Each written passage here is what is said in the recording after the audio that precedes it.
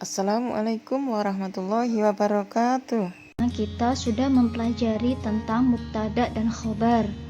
Mari kita ingat-ingat kembali apa itu mubtada. Mubtada adalah isim yang terletak di awal kalimat dan berfungsi sebagai subjek atau topik pembicaraan.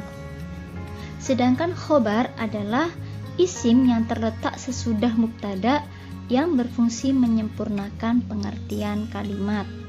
Contoh, Al-kitabu alal maktabi.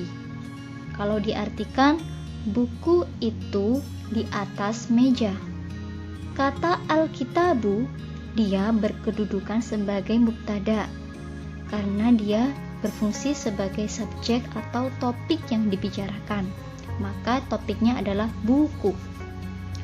Alal maktabi, dia berkedudukan sebagai khobar karena dia menyempurnakan pengertian dari buku. Sekarang kita akan membuat kalimat dengan susunan khobar muqaddam dan mubtada muakhar. Apa itu khobar muqaddam? Khobar muqaddam adalah khobar yang terletak di awal kalimat. Dan apa itu mubtada muakhar? Mubtada muakhar adalah mubtada yang terletak di akhir kalimat.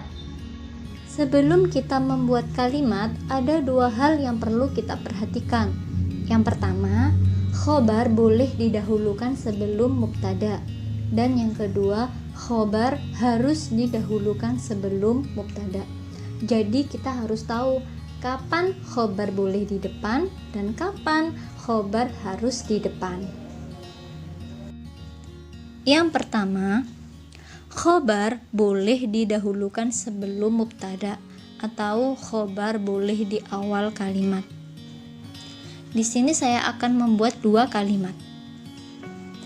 Al-kitabu alal maktabi.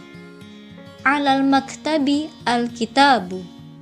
Yang pertama, buku itu di atas meja. Dan yang kedua, di atas meja ada buku. Mari kita perhatikan pada kalimat yang pertama. Al-kitabu alal maktabi. Kata benda atau subjeknya terletak di awal kalimat, maka ini yang dinamakan mubtada. Dan kata setelahnya yaitu kata alal maktabi ini dinamakan khobar.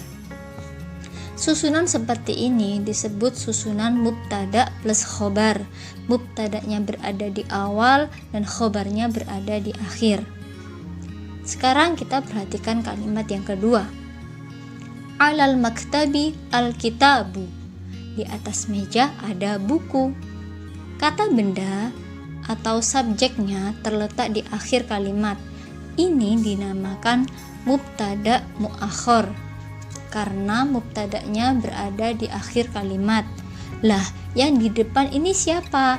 Yang di depan adalah khobar muqaddam, khobar yang terletak di awal kalimat.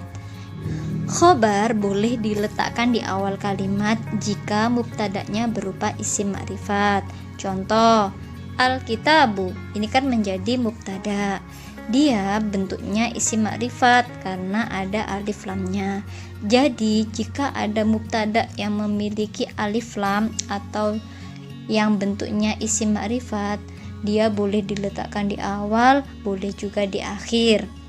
Kalau mubtadanya di akhir, maka khobarnya berada di awal kalimat. Ini dinamakan khobar muqaddam dan mubtada muakhar. Kedua yaitu khobar harus berada di awal kalimat. Contoh, alal maktabi kitabun. Kata kitabun dia menunjukkan bahwa dia adalah mubtada. Dan kata alal maktabi dia menunjukkan bahwa dia adalah khobar. Di atas meja ada buku. Khobar harus diletakkan di awal kalimat jika mubtada berupa isim nakiroh. Apa sih isim nakiroh itu? Coba kita perhatikan mubtadanya. Kitabun. Isim nakiroh itu adalah tidak mempunyai alif lam. Contoh, kitabun. Di sini alif lamnya hilang. Kalau contoh yang pertama tadi adalah mubtada yang memiliki alif lam. Dan contoh yang kedua adalah mubtada yang tidak memiliki alif lam. Nah, contoh yang kedua ini karena mubtadanya tidak memiliki alif lam atau karena mubtadanya berupa isim nakirah, maka khobar harus diletakkan di awal kalimat dan mubtada harus diletakkan di akhir kalimat. Ini dinamakan susunan khobar muqaddam dan mubtada muakhar.